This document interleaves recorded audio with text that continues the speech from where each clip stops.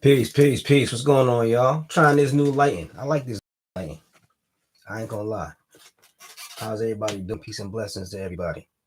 Um, so basically, what I'm gonna do today is I'm gonna discuss something that's been on my mind for a little bit, and I think this will be pretty interesting. Give me 1 second to set this up here. Awesome. All right. So today, what we're gonna talk about is we are gonna talk about Sar Torah. What is Sar Torah? Sar Torah is a term from Jewish mysticism. It literally means the Prince of the Torah. Prince of the Torah is a term used for an angel.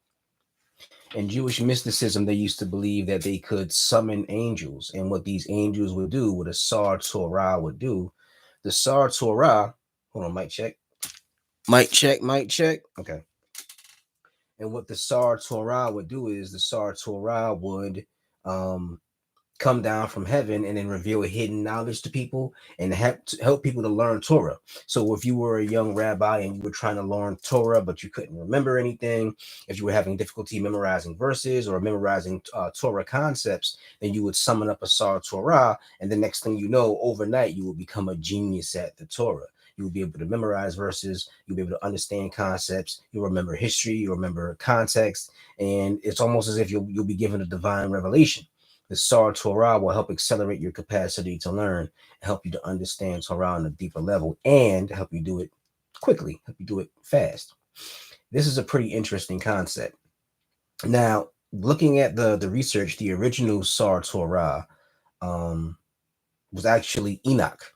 In the Bible, there's a story about a prophet named Enoch in the book of Genesis. It's a very mysterious story. It says that Enoch walked with God and then God took him away. In other words, Enoch had a very close relationship with God and then God just took him. He just vanished. So the story continues outside of the Bible. So keep in mind, the Bible was telling one story, but outside of the Bible, there were other texts that were written, like the book of Third Enoch. In the book of Third Enoch, Enoch is taken by God, taken by the angels into heaven, and is taken on a guided tour of the various levels of heaven. As Enoch is traveling through the heavens, he sees the angels. He comes to the throne room of God. When he comes to the throne room of God, the angels allow him an opportunity to sit on the throne, and Enoch becomes divine. He actually becomes transformed into an angel. If you ever heard of the archangel Metatron, who's considered to be one of the most powerful archangels, that's Enoch. According to some traditions, Enoch transformed into Metatron. So his body became light, his eyes became fire. He was transformed into a divine being, transformed into a celestial being, transformed into an angel. When Enoch became an angel, he was so powerful that they referred to him as the lesser Yahweh, meaning that Yahweh is the supreme being, and he is so powerful. The only one above him is Yahweh. So Enoch is right underneath Yahweh, which is a tradition that I'm pretty sure was, considered pretty controversial at the time, and is still considered pretty controversial considering the fact that we live in a Christian country. According to Christian tradition, Jesus Christ existed in heaven before he came down to earth, and he was God's second in command. But that's neither here nor there. Let's get back to the Sar Torah. So when Enoch became the archangel Metatron, he actually was summoned and went to earth to give the Torah of God to Moses. When he gave the Torah of God to Moses, the other angels were very outraged. They were like, how dare you give human beings this powerful divine knowledge? They're not worthy of it. And so Enoch had to, or the Archangel Metatron had to make arguments on behalf of humanity. So it was Enoch and Moses making arguments on behalf of humanity, saying these human beings deserve the Torah. They need the Torah. And they are more deserving of the Torah than the angels. The angels can't keep this information to themselves. They have to give it to human beings because human beings were created in the image and likeness of God. So because of that, we have Torah, we have the Bible, we have certain hidden knowledge because of the Sar Torah angel, the original Torah angel being Enoch / Metatron. Now, over the centuries, these Sar Torah angels became a hidden Jewish tradition where they would summon up these Sar Torah angels to give them divine knowledge and to give them hidden knowledge and to help not only help them learn Torah, but to teach them hidden knowledge about how reality itself came into being, how God created the world, Kabbalah, what do they call it? The transmutations of the divine name. And even I believe the Shior Koma. For those of you who don't know, the Shior Koma was a Jewish mystical text. The term Shior Koma specifically means the divine dimensions, the measurements of the Godhead, and essentially the book is a book about the measurements of the physical body of God. So a lot of people believe that, or they taught that the Shior Koma, the measurements of God's physical divine body, was revealed to human beings in a text that was given through by a Sar Torah. This sounds absolutely incredible. And I know a lot of us probably wish for a Sar Torah. If you ever had to study for a test in college, or if you ever had to fix something or learn something very, very quickly, or memorize something very, very quickly. I know a lot of us wish we had an accelerant like a Sar Torah that could just come down out of the clouds and just give us that information and just burn it into our brains so that we won't forget it. But I propose that we actually do have a modern day Sar Torah. We have a mechanism that does the exact same things as a Sar Torah and can reveal hidden knowledge and create reality. And that mechanism is hip hop music. Hip hop music does the exact same thing as a Sar Torah. We have a modern day Sar Torah. We have a mechanistic angel, an angel that we created. And according to the scriptures, God created the angels, but we have our own sort of rendition, our own sort of prototypical mechanistic angel that we created ourselves, and that is hip hop music. Think about it. The purpose of the Sar Torah was to teach Torah, the hidden divine knowledge of God, and bring it to humanity to help civilize people. Originally, that's what hip hop music did. Hip hop music in its early days, it was more Islamic oriented and less Jewish oriented. However, with that Islamic knowledge, people set out to provide human beings, provide the black community with laws, with rules, with regulations, with instructions on how to behave, instructions on how to treat the black woman, instructions on how to build relationships, instructions on how to run businesses, even instructions on how to eat. I remember in the song the Garment Renaissance by the Wu-Tang Clan, one of my favorite songs. RZA from the Wu-Tang Clan wrote a verse where he was basically telling a story, a real brief vignette about a man who didn't have knowledge. He was abusive to his women, didn't support black businesses, and would eat all kinds of unhealthy food. And I remember in that verse, RZA was talking about the food that he ate. And he mentioned a chemical called monosodium glutamate. He was talking about how the guy ate pork and he ate food with monosodium glutamate, didn't care what he ate. He was eating like a savage and spending his money foolishly, right? And I remember my older brother, who was a person who at that time he was looking for knowledge, but he was he didn't read a whole lot, but he was a guy who was looking for knowledge. And I remember one day he sent me to the store. He was like, "Yo, Dad, go to the store for me." Every day he had sent me to the store, tell me to get a bag of chips, one of them big. If you remember back in the day, they had them big gallons of what we call it ghetto juice, big red gallon of ghetto juice, and 2 Dutches. Every day that was what he asked me to go to the store for him for. And one day he was like, I was like, "Yeah, I know what you want. You want the chips, you want the juice, blah, blah, blah." He was like, "Nah, I don't get that, Dad. I think the chips got too much monosodium glutamate." I was like, "What the hell?" I was like, "Yo, what the I couldn't believe it." And I'm not saying it in the sense that he wasn't an intelligent person, but this is very unlike him. Usually he liked his snacks, he liked to chill, he liked to smoke. You know what I mean? He smoke and get the munchies. I'm not saying he's not intelligent, but I mean he smoked, get the munchies and one of his little snacks. But in this particular instance, he was actually trying to make a healthy food choice. And he was actually like, "You know what, Dad? Don't bring me no chips. When you go to the store, bring me 2 apples and an orange." And then the day after that, he asked the same thing. "Dad, go to the store for me. When you go to the store, bring me 2 apples and an orange. And don't bring me the juice. Bring me some orange juice." I was like, "Oh shit." So that was sort of a Sar Torah moment. The Torah provided us with a diet, taught us how to eat to live, in the words of the most honorable Elijah Muhammad, as you see in that picture right there. And hip hop music did the exact same thing for a lot of people. For years, I would not even eat or touch pork. It's not because I was a Muslim. It's not because I converted to Islam, but it's because at that point in time, hip hop was very deeply influenced by Islam, by the Sar Torah of Islam. And so we was following a dietary code that was very Islamic. So for years, I wouldn't eat pork. For a very long time, me and my boys would have these moments where we would just stop using intoxicants. So we just stop, we just be sober for 6 months or a year back then. And back then, for us to stop drinking and stop smoking was big because we would drink and smoke like every day. But we was following these laws that was being given to us. We learned through hip hop music that sometimes you gotta take a break from consuming alcohol. You gotta take a break from drinking so much. You gotta take a break from smoking so much. You gotta take a break from other things. So we learned how to be very, very wise in our decisions on what we consumed. And I wouldn't necessarily say that we was health nuts, but we learned how to eat healthier by listening to hip hop music. Same thing with the Sar Torah will come down and teach vast amounts of information in regards to Torah, in regards to history. Well, hip hop music did the exact same thing. There's a lot I learned about Black history that I didn't learn from school. I learned from strictly from hip hop music. I remember Raz Kaz did a song called "Nature of the Threat." It's about a 9-minute song, and the whole song is him just giving you a breakdown of the history of the human species, as well as the history of racism. Now, this was an amazing song for somebody to take that much information and put it in the form of a song. That is the definition of a Sar Torah. He gave you a tremendous amount of information they don't even teach at schools. And from what I remember in the interview he did, he was talking about how some of the stuff that he had learned, he went to college and was discussing it with his college professor. So this is college level information.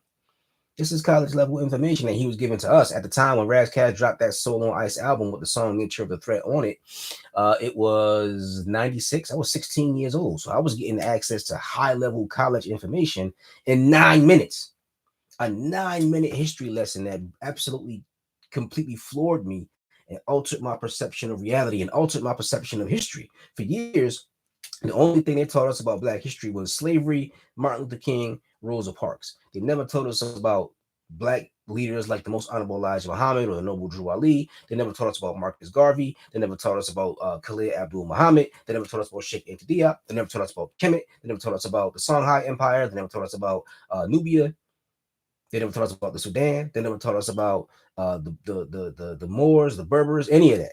They didn't teach us about any of that. And for Raz Kaz to come along and just teach us about all of it, that's Sar Torah. That is an acceleration of an educational process, and he actually increased our intelligence. That's what the Sar Torah does. It teaches you this information, but it has to increase your intelligence in order for you to remember all this stuff. So listening to Raz Kaz actually made us smarter. As a matter of fact, I'll go a step further. There is a phenomenon known as the Mozart effect. Now, they say that if you play Mozart music to children, to infants, then that helps them to develop cognitive skills and linguistic skills at an earlier age. They're actually becoming smarter by listening to music. Now, Mozart is fine.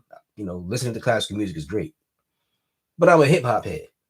So I applied that theory to my son. My first son is named Divine. Now, that goes to show you how much of a Wu-Tang fan I am. My first son's name is Divine. I got the name Divine from the RZA. The RZA's brother's name is Divine. And Divine was the manager of Wu-Tang Clan. And also Capadonna in a song called Run had a lyric where he said, "That's not me. That belonged to the God, Divine." Right? So I got my son's name from Wu-Tang. But anyhow, I decided that I was going to apply that theory to my son. So when my son Divine was born, they gave him to me in the operating room. I'm holding my son. The minute they gave him to me, I'm playing Wu-Tang. I'm playing Alphabets by the Jizza. And I would constantly play Wu-Tang music. Now, of course, some Wu-Tang music is too much for a little kid, like very profane and sexually explicit. I don't play that for him. But I would play songs like Alphabets by the Jizza. I would play Sunlight, which was a solo RZA song. I would play 12 Jewels. I would play Better Tomorrow. I would play songs like that where there was an educational component and a positive component to it. And I remember my son Divine was able to read simple words and simple sentences before he was even 2 years old. I actually have videos of him when he was 1 year old, right before he turned two, spelling words, reading words. I'd be like, "How you spell goat?" He'd spell a word. "How you spell horse?" "How you spell cat?" He knew how to spell these words before he could even really talk. He could barely talk and was able to speak and read simple words and simple sentences. And I know for a fact that playing that Wu-Tang for him helped to accelerate his intelligence, to help develop his cognitive skills. Even to this day, he's 9 years old, and I believe they told me he's reading at a level of a 12-year-old or something like that. So he's a smart little dude. How did that happen? Well, it happened because me and his mom were very concerned about his education, but it also happened because of that Sar Torah power of hip hop. You know what I mean? His intelligence was accelerated by listening to the RZA. Can't be denied. Listening to the RZA, whenever I was alone with him, we would listen to Wu-Tang Clan. We would listen to Brand Nubian. Wake Up by Brand Nubian was, one of my favorite songs at that time. Still one of my favorite songs. Allahu Akbar, that was another phenomenal song I would listen to with him. And then he grew up to be this, real smart little dude. He's real creative. He's writing a book now. He literally has been working on a story for months, and he keeps coming back to it consistently. He's got like 30, 40 pages. He won't let nobody read it. He won't let nobody read it. He said, no, you gotta wait till it's done.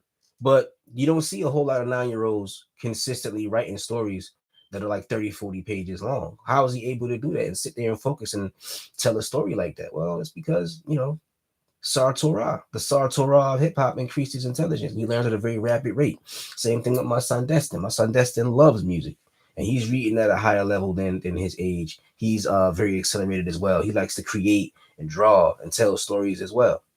I think Divine, because Divine is older, he's a little bit more literate and he writes a little bit more. But Destin is definitely a sharp cookie too, because of the Sar Torah effect of hip hop, right? Now let's go a step further. Another aspect of the Sar Torah is mystical. The Sar Torah would take human beings on a journey to heaven. They would literally open up a portal and take you to the higher planes of existence. Same thing with hip hop now. Music has always been used as a tool to open up portals between the worlds, to bring the ancestors to us and to bring us to the ancestors. You can literally have transcendental spiritual experiences by listening to hip hop. And yes, you can listen to hip hop and astral project. Killer Priest, one of my favorite artists, did a song called Heavy Mental. That song is about astral projection. That song is about him sitting down, going into a meditative state, leaving his body, and he's describing it in hip hop form. Hip hop has the capacity to open up portals to other dimensions so that you can leave the body and journey throughout the cosmos. Out-of-body experiences have been studied by science, and yes, music can induce an out-of-body experience for you. Kambada is another artist who's very mystical in his writing. He writes about out-of-body experiences. Hip-hop music is the Sar Torah that can open up different portals to other dimensions. You can literally open up portals and travel to other dimensions through astral projection, and you can open up portals and bring the ancestors with you. In ancient Africa, people would play the drum and dance to music and summon up the energy of the ancestors, and we do the exact same thing now. That ancestral DNA that's in us, that information that's in us of the ancestors and their history and their pain and their power. Don't just focus on the pain. Their power, their hidden knowledge, all of that can become awakened in us by listening to hip hop music. But it has to be hip hop music that has a positive vibration. Listening to hip hop music about being in a drug induced trance ain't gonna do it.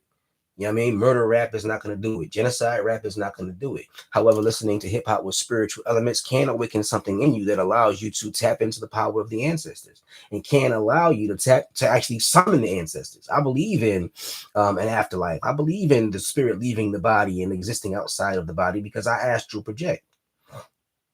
And I've had experiences where going into meditation trances, I was able to summon up things. I won't go into that now, but I've seen it happen. And I know that hip hop can induce these states. Hip hop can induce the trance state necessary to put you in that vibrational mindset where you can open up portals and bring spirits to you.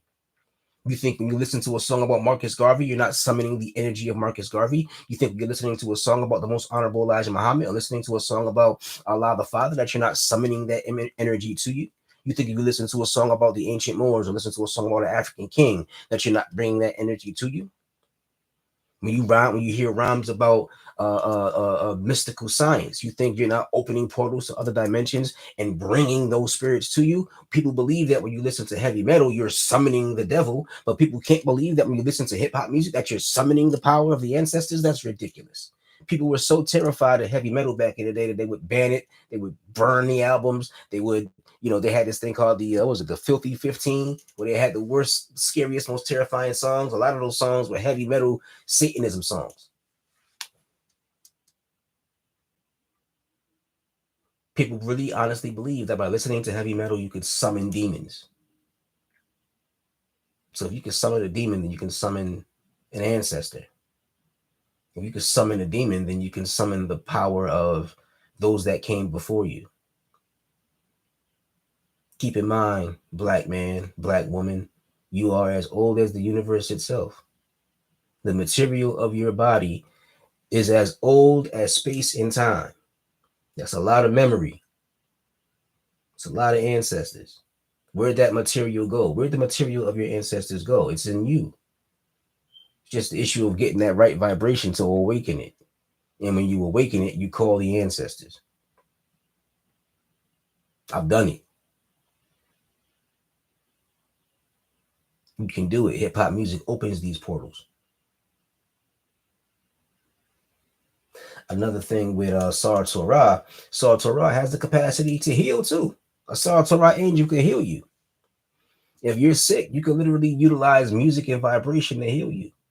Who's to say that a person with cancer can't put on a Most Def album, like Black on Both Sides, and listen to that every day and it won't heal you? Who's to say a person with COVID can't put on, well, I won't say COVID because that's more controversial. I won't say that. But an individual who's sick can utilize peaceful vibrations to increase a state of calm in their bodies to heal them, to reverse aging. With proper diet, proper nutrition, and proper music, you can extend your life. The Sar Torah could extend your life and actually help you to become divine. Hip hop music can do the exact same thing. The same way the prophet Enoch went into heaven and sat on the throne of God and was transmogrified into the archangel Metatron, the exact same thing can happen with hip hop music.